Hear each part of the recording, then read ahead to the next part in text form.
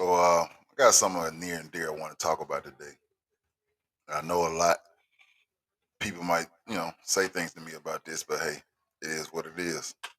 Check this video out. Determined that the black power base was the black family. We were married during civil rights. When do you begin to see the rise of the single-parented black female household? 1970. After they killed Dr. King, the United States government said we must neutralize the black power base. And they determined that the black power base was the black family. It was independent black skilled men and women who financed King, financed Mr. Garvey, financed Mr. Muhammad, financed SNCC and CORE, the Freedom Riders and the Sit-in Movement. So they said, if we want to crush the black struggle, we got to crush the black family. So guess what they did in 1970? King dies in 68. In 1970, they came into the black communities and de-industrialized our city centers. In 1970, they started shutting down the factories. Remember, up until the 50s and 60s, you didn't need a college degree to get a decent job. Many of us got grandparents who worked in factories their whole life and lived better lives than we're living now with 2 and 3 degrees. They could work in their same neighborhood, and everybody worked for the factory. Good retirement, pension, benefits, medical. They started shutting down the factories in 1970, and then they went into the high schools and did what? Started deindustrializing the inner city high schools. Up until 1970, you could graduate from almost any school in New York certified as a plumber, certified as an electrician, certified as a carpenter, auto body, brick mason, a welder. They took all those programs out. These are the skills that pays the bills, gentlemen. As long as you have a skill, you can always feed your family. But if all you got is college degrees, you might end up in the unemployment line. Why? Because the skills that we learn in college are not necessarily marketable to other black people. I'm a psychologist. Ain't too many black people running around looking for a psychologist to reveal all the skeletons in their closet. Yeah, you gotta talk to a white Exactly. So they started sending us to college instead of teaching us how to work with our hands. That was the 70s. That was the economic castration of the black male. Now let's go to 1980. The CIA comes in, cocaine import agency. They drop off crack. So now the unemployed black man who has always been a breadwinner, Envy, even in slavery, we were always the breadwinner up until 1970. Now the crack comes. You got a decision. I can sell this crack and try to put some food on the table, or I can smoke it to deal with the fact that I'm no longer economically relevant to the black woman. And let's be clear, the decade of the 70s was the decade of making the black man economically irrelevant to the black woman. We're the only man in America who is out-earned and out-educated by our mates. No other woman in America out-earns and out-educates their mates. And this is not the black woman's problem. I want to be clear. This was systematically done to make us irrelevant to our families. Then the 1990s come, Bill Clinton crime bill. All right, so we see that. And you see this whole design put together to basically separate black men and black women, right? And you ask, how? How was this thing put in place that actually would separate us? Well, I'm going to show you, right? So, see this lady. This lady right here, his name is Gloria Steinem. She was the leader of the feminist movement in 1961, right? I want you to listen to this. The woman you see right here is so-called American feminist, journalist, and social and political activist Gloria Steinem, who became nationally recognized as the leader of and media spokeswoman for the women's liberation movement in the late 1960s and 1970s. But did you know that she was working for the CIA? Wikipedia only pays a small amount of lip service to this little factoid, but the facts are that Miss Steinem became a media darling due to her connections to the CIA. Now you hear that? This lady worked for the CIA, right? Now we've already have instances where we know the CIA was involved in the drugs getting into the black community, right? So it wouldn't be far-fetched to think that they have other means of trying to infiltrate and separate or mess with the black community, right? So this lady here, 1960, spy for the CIA. Continue listening. And the feminist Ms. magazine was funded by CIA money. In the 1970s, a radical feminist group called the Red Stockings claimed that before she became a feminist leader, she was spying on Marxist students in Europe and disrupting their meetings. Steinem was recruited by CIA's Cord Myers to direct an informal group of activists called the Independent Research Service This was part of Meyer's Congress for Cultural Freedom, which created magazines like Encounter and Partisan Review to promote a left liberal chic to oppose Marxism. And so you probably wonder, well, what does she got to do with black women, right? Or black people, right? So let's fast forward here, right?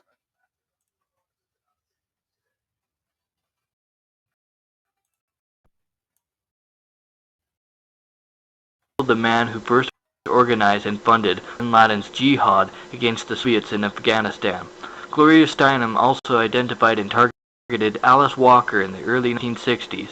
She befriended Alice Walker and paid Alice Walker to come to the CIA-manipulated student festival in Vienna.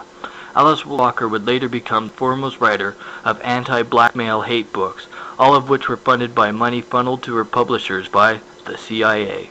Steinem. All right. So you probably wonder who is Alice Walker? Well, I'll show you. Miss Alice Walker is the one that created this character right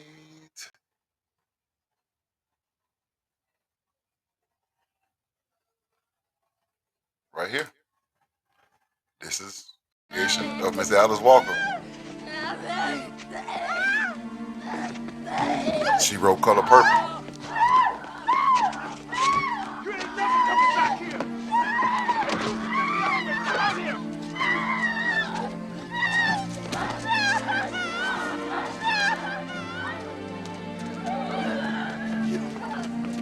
Get off my land! Get off my land!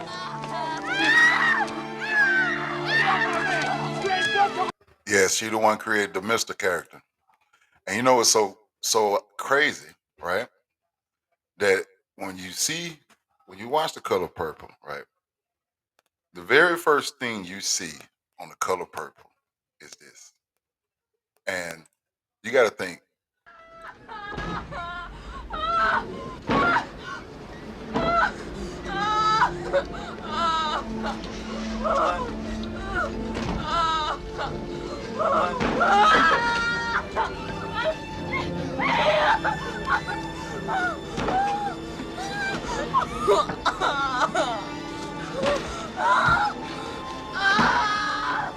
Ain't you done yet?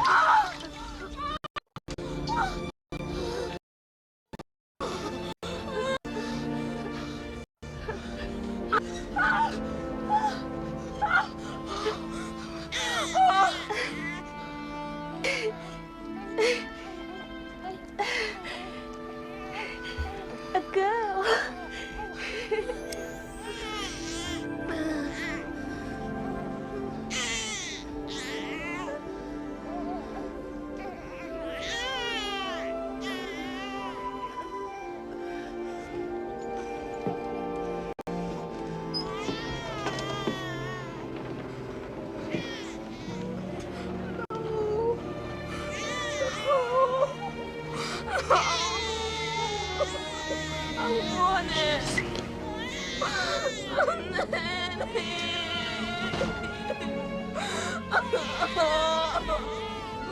You better not never tell nobody but God.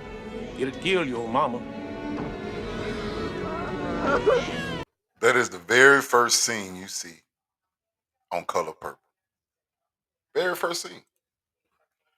If you think about the movie Color Purple, you can't tell me not one man that was represented anything good in that movie until the end when she ran to her nephew. Not one. We're going to get back to this Gloria Steinem. Steinem has boasted in interviews with the New York Times and the Washington. I'm going to get back to this Gloria Steinem. So we're gonna say, okay, we got Alice Walker, right?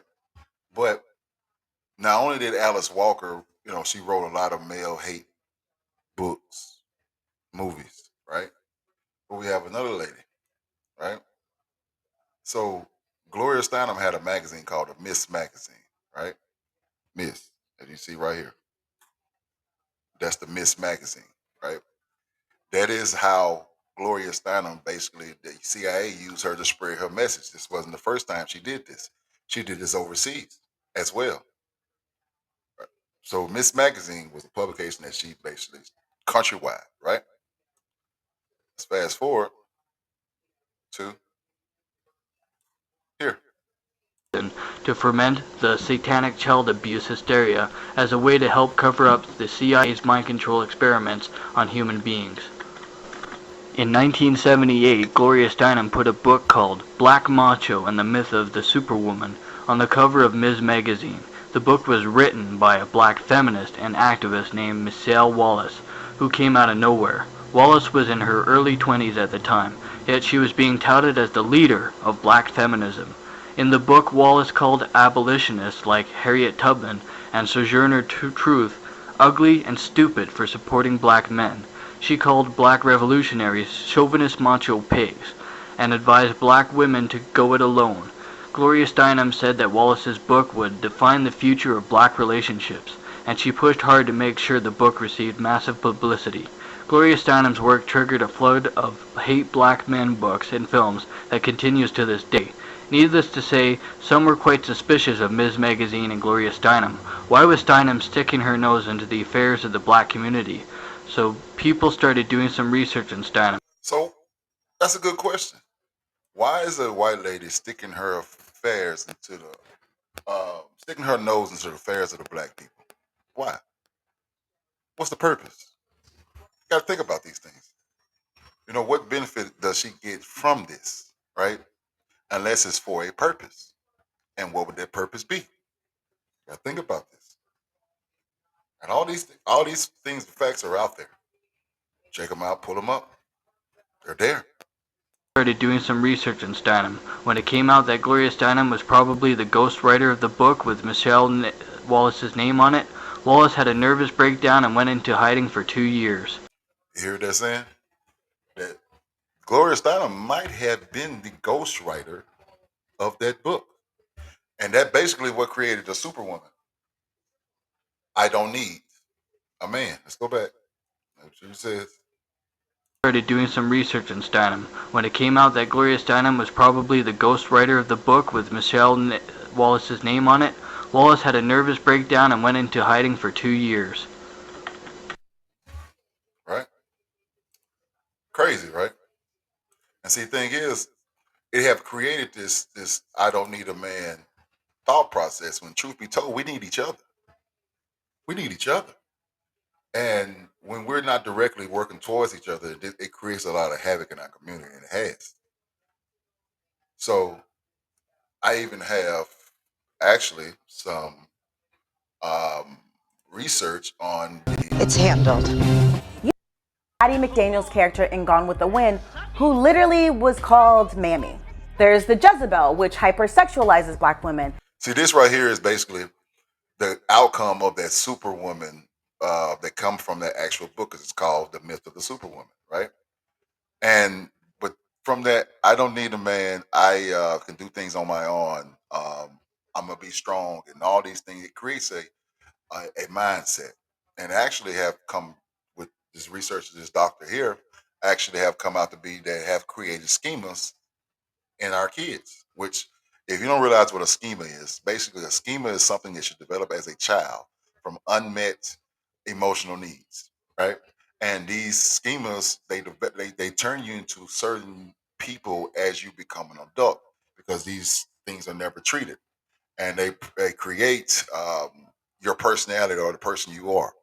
And this lady here have done some research, and she basically have created this called the Superwoman schema.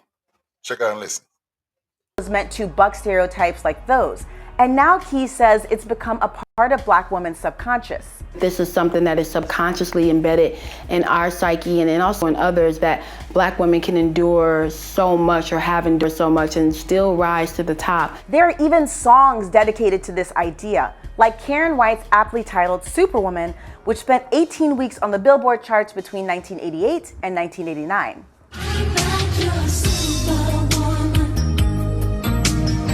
That song is one way you may have seen the Superwoman syndrome embodied. Here's another on the opposite side of the spectrum. I'm a strong black woman. Key says the mythology surrounding the black Superwoman can be as empowering as it is detrimental. The thought of always being seen as strong and resilient may seem complimentary, but the Superwoman ideal has some substantial negative effects on black women's health. It's so impactful that psychiatric nurse Cheryl Giscombe has spent the last 15 years studying the psychological stress and health of Black women. She's developed what she calls the Black Superwoman schema and says there are 5 characteristics of the Black Superwoman. One is a perceived obligation to present an image of strength. The second is a perceived obligation to suppress emotions. The third is resistance to vulnerability or dependence on help from others. The fourth is a motivation to succeed despite limited resources. And the fifth is prioritization of caregiving or providing care to others, in contrast to balancing that with self-care. Giscombe says these factors are very likely impacting Black women's health in ways that aren't really being considered or widely researched. She added that the Superwoman schema can affect things like sleeping habits, relationships, and even diet. The Center for Disease Control said, You hear that? Relationship. That's one of the things between men and women. Relationship. It has directly affected the relationships between men and women in the Black community. It's a real thing. And if you're really trying to understand exactly what those 5 traits of the Black Superwoman schema, well, let's go here. I gotta understand that Miss Spirit This is doctor in the here building. I actually, always learn from her. broke it Kiana, down. what's going on, Rashawn? Well, let me tell you, we are breathing and relaxing over here with our favorite certified counselor, Miss Spirit. Of course, May is Mental Health Awareness Month, and as women, we know a lot about stress. So we're always looking for ways to live a stress-free life. And she's here to help us do that. Welcome, Spirit. Yes. Happy to have you. Yes, ma'am. Yes. I was like, I need that. I know. Special dress. Special's body is on point. Well, I can't do much about that, but I can put the dress on. I need to go to the pop-up spot. What you can do is help us with this stress. Yes.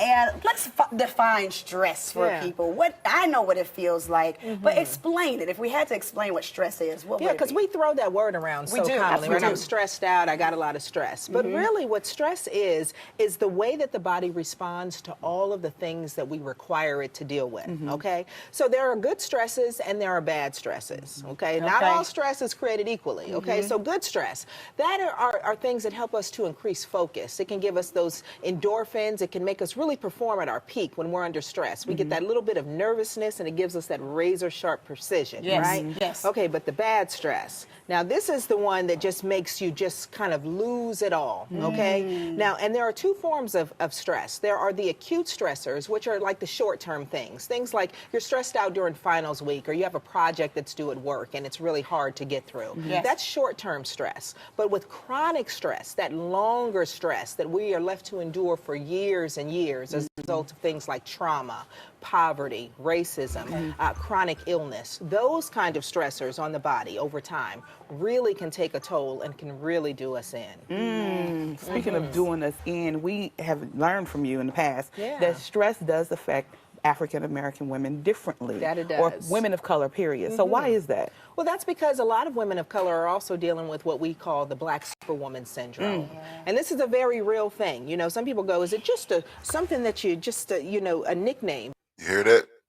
Black Superwoman syndrome. Name, but this is a very real thing in mental health that we talk about. And this is an actual syndrome where women deal with 5 major characteristics. The first one with African American women in particular are often that we have to present an image of strength all the time. We pillars of strength, okay? In addition to that, we are taught to suppress our emotions. We feel obligated to be a strong front all the time, no matter what. We also have a resistance to vulnerability of asking help from others. You know, we have to have it all together as women. I can't ask you for help. Are you kidding? I gotta have this. Right. The other thing is this motivation to succeed against the odds. We work with very little and we make it work. Sis. Okay, You know that is what we do. And last but not least is putting oneself last. We put everyone else before us. And this includes what we call network stress. You hear yourself in this? Yeah, take your tape off. I am network Superwoman. stress. And this is what this means is that not only are you stressed out if you have a problem, but if your mother has a problem, if your girlfriend has a problem, if your husband has a problem. Network stress means you feel the impact of everybody else's stress. It is called the Black Superwoman syndrome. Look it up. It's a real thing. I don't have to look it up. Is there a pill or prescription? The Black Superwoman syndrome. which comes from the black superwoman schema. And you wonder why you think this way. It's because they want you to think this way. You were programmed to think this way. And it started back when, we go back here, it started back when this lady wrote this book. See that? All of those ideas and thoughts that are implanted in today's women are something that was purposely implanted and it became a reality over time. It's a real thing. Pull it up. Facts stand. All put in play by this lady right here, Gloria Steinem. This lady. So we got to realize what's going on in our community, and we got to fix it. We need each other. Bad. Family is the number one thing that's going to take us to the promised land. We need to build family. More families we have, bigger our community. And I don't even know if you know this. Let me give you a fun fact real quick. Give you a fun fact real quick. See, at one point, African Americans, we were the highest minority in this country, right? We was the highest minority in this country. But yes, but now, okay, let's see what we got here.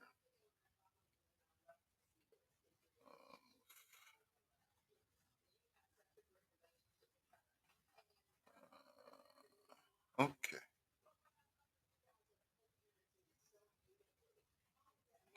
all right. So let's see. Let me show you this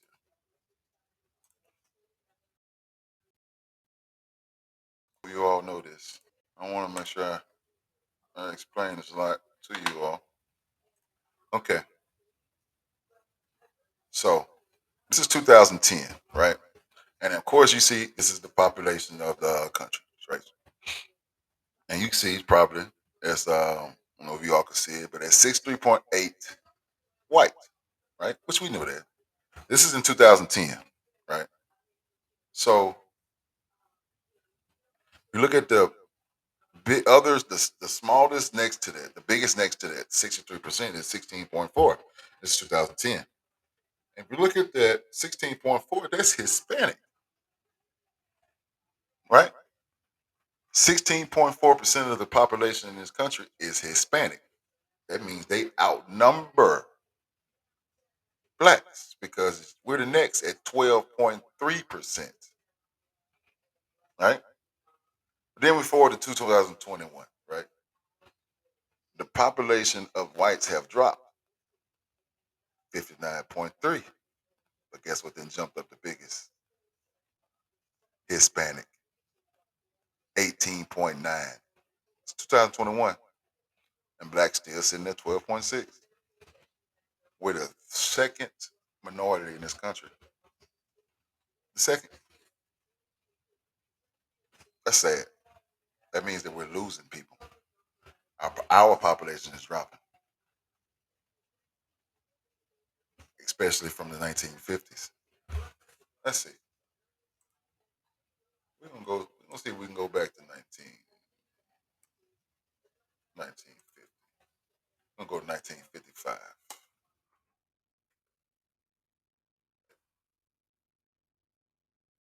All right, let's see.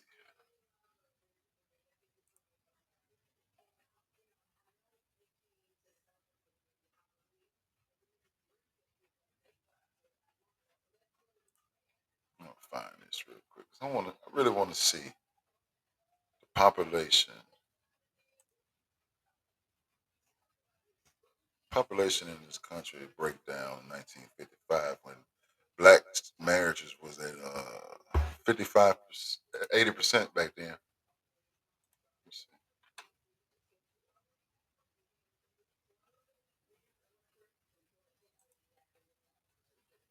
All right, let's see here.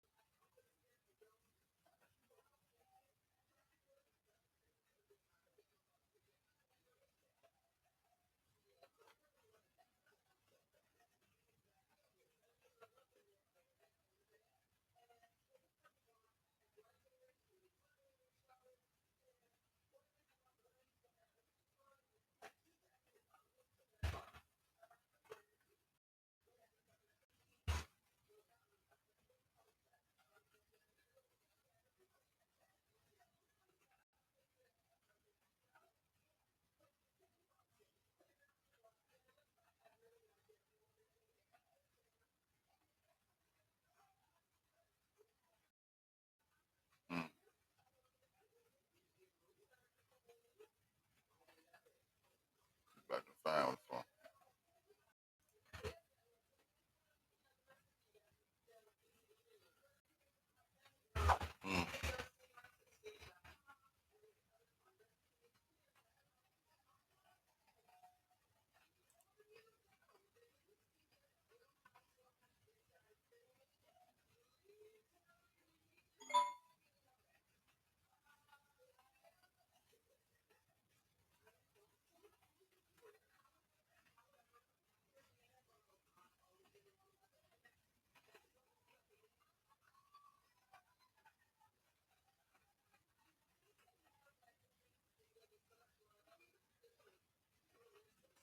Okay, let's see what we got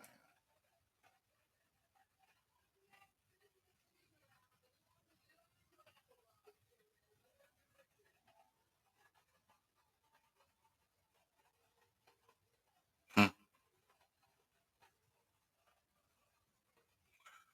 All right, so look, 1930s we was 9.7% of the population. 1940 we was 9.8. 1950s we was 10.5. In 1960s, 1970 we were 11.1. We was steady rising. 11.7, 12.1, 12.3. But we dropped from between 2010 and 2020, you see. 2010 we was 12.6% of the population. But in 2020 we dropped down to 12.4. And let's go look at Hispanics in that same time frame.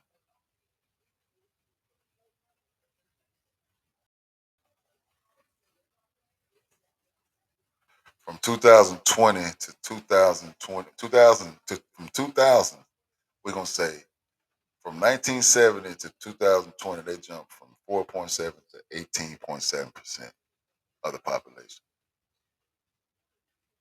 They from 2020. Okay, so look, that's crazy. So look, in 2000, blacks was 1990 blacks was 12.1% of the population. In 1990, Hispanics was 9% of the population. We was 12%. They was 9%. In 2000 they was 12.5%, and we was 12.3%. So by the 2000, they had overtaken us as the highest minority in this country, and it's steady rising. How do they outpace us like that? Because they have family. They have family. Let me see. That's crazy, but that's how we live, and we got to realize that this is purposeful.